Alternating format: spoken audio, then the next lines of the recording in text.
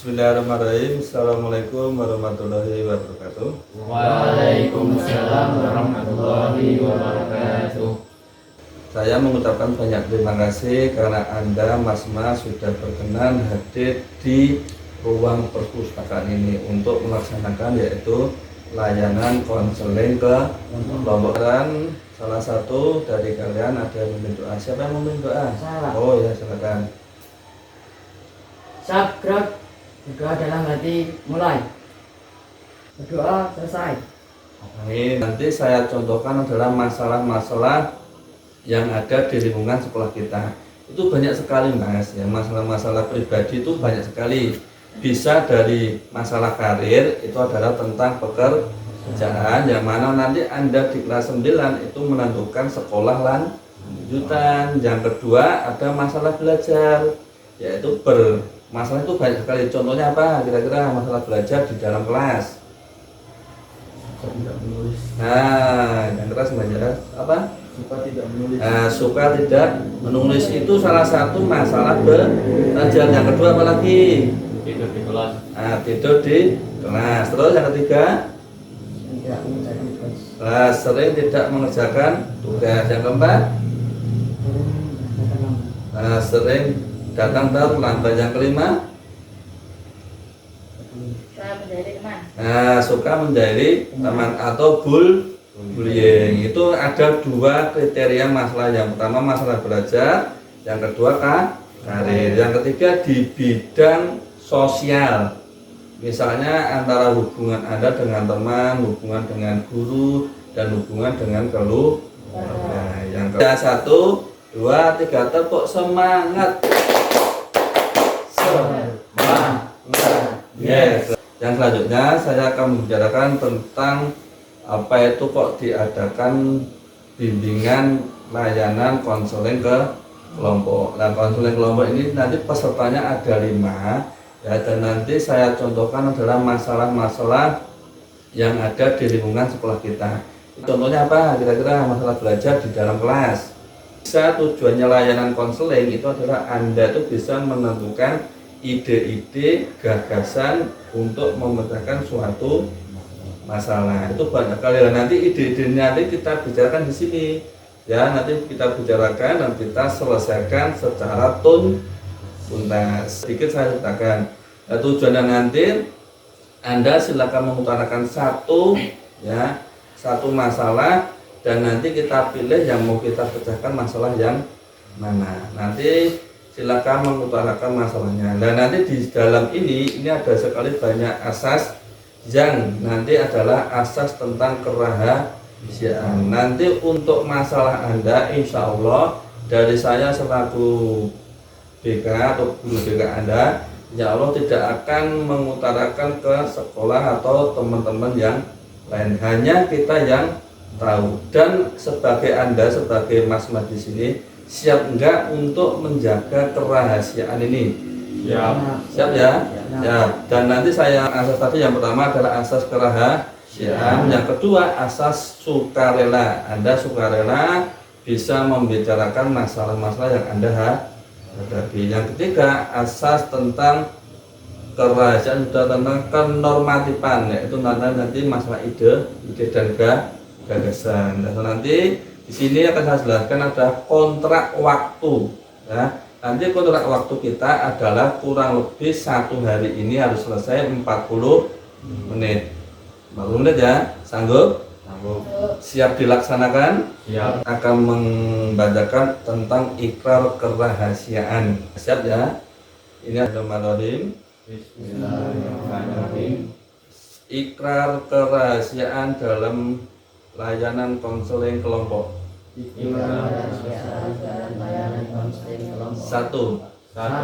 Saya berjanji tidak akan memberikan informasi ke teman yang lain atau sekolah yang lain. 2. Saya akan menjaga rahasia secara tersimpan dan bertanggung jawab. tersimpan dan bertanggung jawab. Nah, ya, Anda kan sudah memahami tentang tadi asas keterbukaan. Nah, saya harapkan nanti di sini Anda harus bisa mengutarakan masalah Anda. Ya, tadi nanti di sini ada 5 masalah, yaitu tadi ada tadi tentang karir, tentang belajar, sama tentang yang ada di sosial. Nanti 5 itu nanti kita pilih satu, ya, satu masalah yang akan kita laksanakan di sini. Lah Pak, lah yang 4 masalah kemana? Lah nanti 4 masalah itu kita lain hari, gitu ya. Nah itu ada rencana kita. Dan nanti rencana kita itu setelah nanti ada satu masalah, nanti kita selesaikan bersama-sama. Semoga nanti ada titik temu seperti teman Anda kemarin yang layanan individu juga di sini itu juga ada titik temu. Apakah Anda siap ke tahap berikutnya? Siap. Nah, siap ya. Kalau siap, nanti di sini akan banyak sekali tentang pengertian masalah sama manfaat dan asas tadi sudah ya. Dan nanti adalah yang selanjutnya tentang masalah Anda. Ya, silakan mengungkapkan masalah apa yang keras. Dari siapa dulu? Ya Pak. Ya, yang keras ya, pelan-pelan saja. Masalahnya apa? Masalah saya sering tidur di kelas. Sering tidur di kelas. Kira-kira penyebabnya itu apa, Mas? Selalu begadang Pak. Oh, selalu begadang. Terus? Apalagi ada lagi? Sambil bermain game HP yang lama. Oh, HP. Satu itu. Yang kedua ada lagi Masnya? Sering tidak mengerjakan tugas. Oh, sering tidak mengerjakan tugas. Penyebabnya apa, Mas? Sering begadang. Oh, juga. Yang ketiga? Saya Pak, Ya. sering berangkat terlambat. Tentang berangkat, berarti maksudnya tata tertib. Yang keempat? Apa? Masalahnya punya masalah, Mas? Ya, Pak. Ya. Saat guru menjelaskan, saya sering tidak fokus. Oh, tidak fokus. Berarti belajar. Terus yang kelima? Sosial. Tadi yang kurang hanya sosial. Selalu di pembulian. Gitu ya. Oh, bullying. Nah, di sini ada 5 masalah. Nah, tugasnya adalah kita tentukan satu masalah yang akan kita bahas. Kira-kira apa? Ayo dipikir, didiskusikan bersama teman-teman.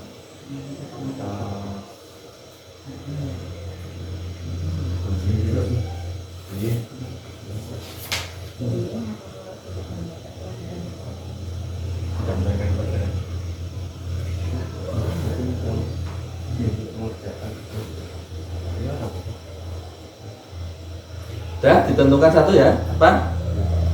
Tentang belajar. Oh ya, berarti tentang belajar ya. Berarti tentang sering meninggalkan kelas, sama tadi yang kedua apa? Sering tidak mengerjakan tugas. Berarti itu masuknya ke motivasi belajar yang rendah. Kita cari dulu kenapa kok bisa ada masalah seperti itu. Dan kita cari dulu akar masalah. Nah, akar masalahnya apa? Tadi satu apa akar masalahnya? Tadi udah ada siswa yang sering tidak masuk, ada siswa yang tidak mengerjakan tugas. Nah, kira-kira akar masalahnya itu apa? Ya, apakah sudah ditanyakan dulu kenapa kok anak ini seperti ini? Silakan didiskusikan.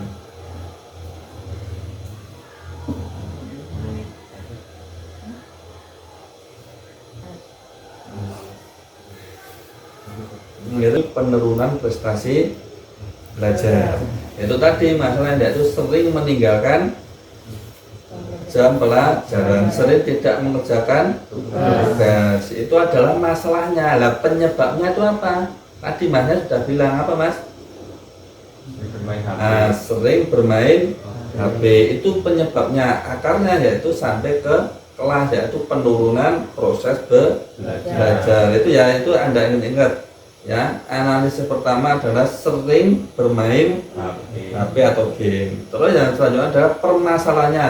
Ya, permasalahan dia adalah kalau sering meninggalkan jam tadi tidak bisa samanya tadi fokus atau kurangnya konsentrasi atau minat pemahaman siswa tentang pelajaran itu berkurang. Yang terakhir adalah bermain HP larut malam. Itu ada dua perilaku siswa Anda itu adalah yang mempengaruhi proses pembelajaran, yaitu tentang bermain HP sama kurangnya pemahaman.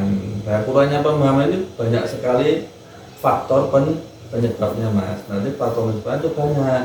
Yang pertama itu mungkin dari guru yang menjelaskan, mungkin kurang jelas. Apalagi adalah goal setting atau merumuskan tujuan. Nah, tadi kan Anda sudah membentuk satu pilihan yang akan kita laksanakan, yaitu tentang sering meninggalkan jam pelajaran ya. Sering meninggalkan jam pelajaran. Ini adalah satu masalah yang harus kita selesaikan di kegiatan pagi ini, yaitu sering meninggalkan jam pelajaran. Nah, permasalahan tadi sudah kita temukan. Yang pertama tadi masalahnya apa? Mengalami penurunan prestasi. Terus kurangnya pemahaman siswa, terus pembelajaran di kelas sering bermain HP. nah itu yang pertama. Terus permasalahan perilaku atau siswanya. Yang B itu apa? Kurangnya pemahaman siswa. Terus sering bermain HP. Suara mungkin nerangkene hanya pelan, otomatis yang di belakang tidak terdengar. Atau tekniknya cara nerangke juga hanya bercerita, otomatis anak ini menjadi ngantuk. Itulah efek atau akibatnya anak itu atau tadi yang punya masalah sering meninggalkan jam pelajaran. Yuk, ada lagi.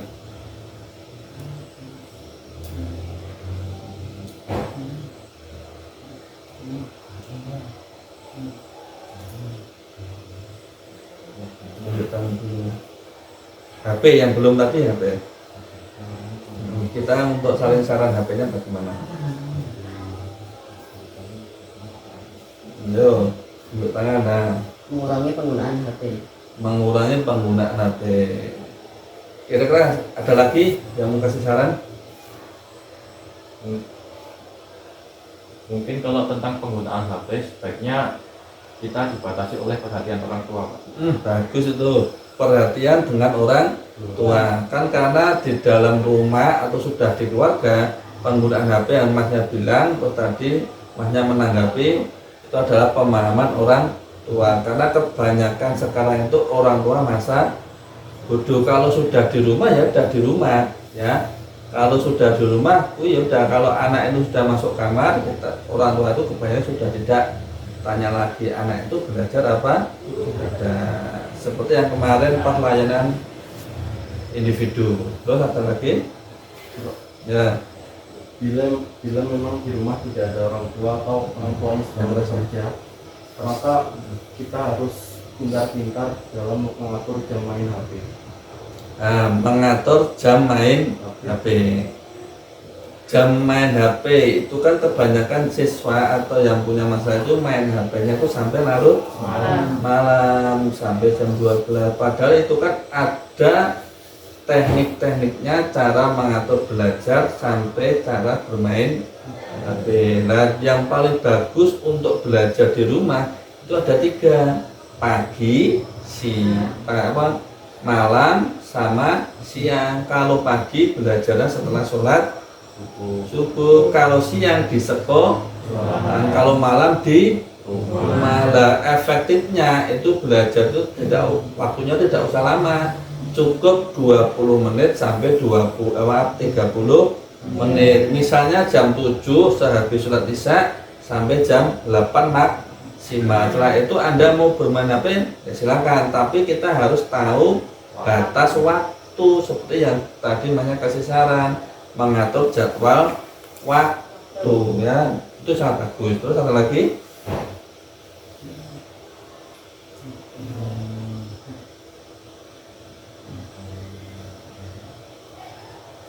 Ya. Yaitu mengatur jam untuk tidur, karena itu akan berpengaruh pada fokus belajar. Mengatur jam waktu untuk tidur itu juga mempengaruhi proses pembelajaran ya. Karena nanti kalau Anda sering tidur malam, kalau nanti pas Anda sekolah, otomatis di sekolah tidak bisa konsentrasi. Seperti tadi, gejala tadi kurangnya konsentrasi itu juga akan menimbulkan suatu permasalahan. Akibatnya itu nilainya semakin menurun. Ada lagi yang kasih saran. Saya Pak, kemungkinan kalau kita sudah memakai HP itu rasa ngantuk akan hilang Pak. Kira-kira cerita, adakah yang di sini yang di rumah bermain HP, ceritanya gejalanya atau sering bermain HP di rumah, waktunya kapan? Ya, siapa mau cerita? Baik, Pak. Banyak keras. Biasanya saat pulang sekolah saya main HP-nya 1 jam, dan bila sore saya jarang main HP. Dan kalau malam misalkan habis sholat isya sampai jam 8 sudah. Ada yang punya solusi? Punya saran tentang temanmu tadi? Saya Pak, Ya. sebaiknya setelah kita sholat isya itu kita lanjutkan dengan belajar. Terus ada lagi?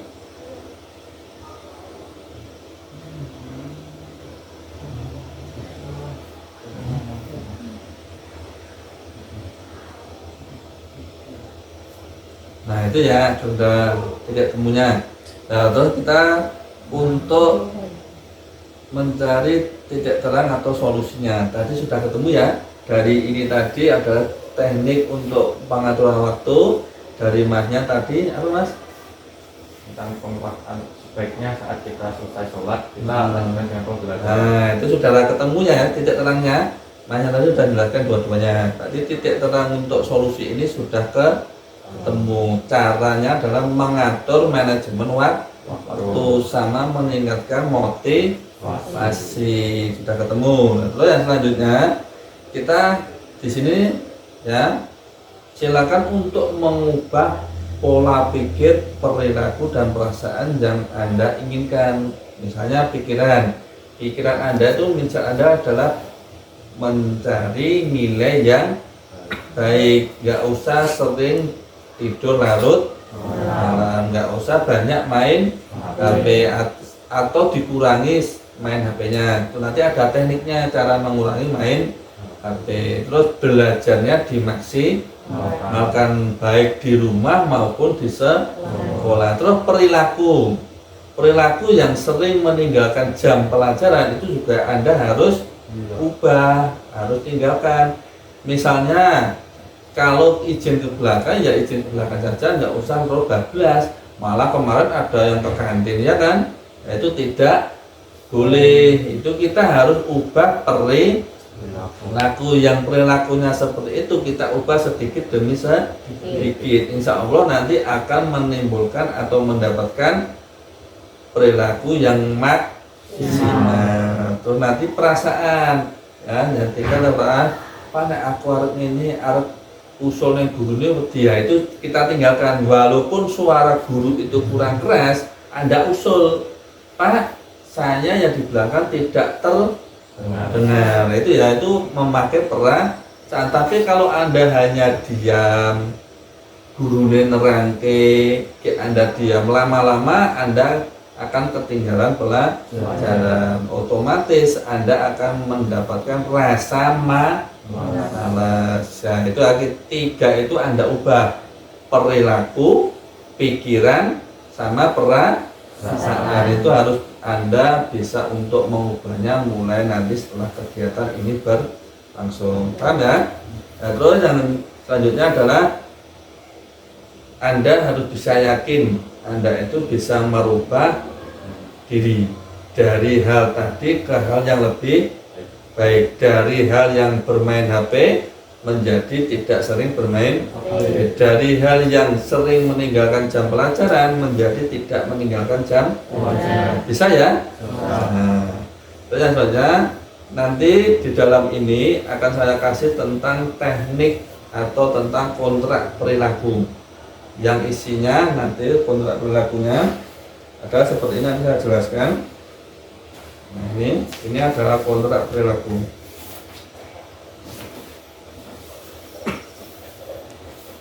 Nah, ini untuk kontrak perilaku nanti ini diisi ya. Nah, di situ nanti agak ada tanggal ya. Kontrak perilaku saya itu adalah Anda, nama Anda pada tanggal ini menyatakan bahwa saya setuju melakukan hal-hal yang baik di bawah ini. Tadi hal-halnya apa? Itu merubah tingkah laku. Terus misalnya tadi kan sudah ada usaha untuk merubah ya, tapi tidak saya anggap berhasil bila ada suatu perubahan. Bila yang tiga, bila saya telah berhasil melakukan jakarta maka saya akan melakukan dengan baik. Itu nanti tanggal berakhir kontrak biasanya nanti 1 bulan, atau nanti setelah melihat tingkah laku Anda itu ada perubahan apa tidak. Nanti di sini adalah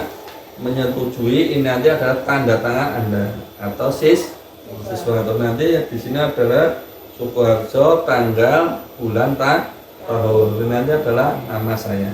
Nanti ditandatangani, berarti kontrak perilaku itu saya nyatakan sah. Nah ini bisa dipahami dulu. Nanti saya kirim ke grup WA, gitu ya. Dipahami dulu, dibaca dulu.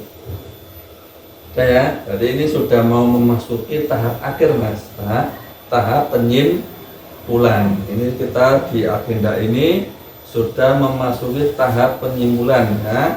Tahap penyimpulan nanti ya kurang lebih ini sudah mau berakhir. Tadi di awal kita sudah ketemu pokok masalah, permasalahannya, sudah ketemu penyebabnya, akar masalahnya. Kita sudah diskusi mencari solusi yang terbaik ya. Itu tadi kita sudah laksanakan.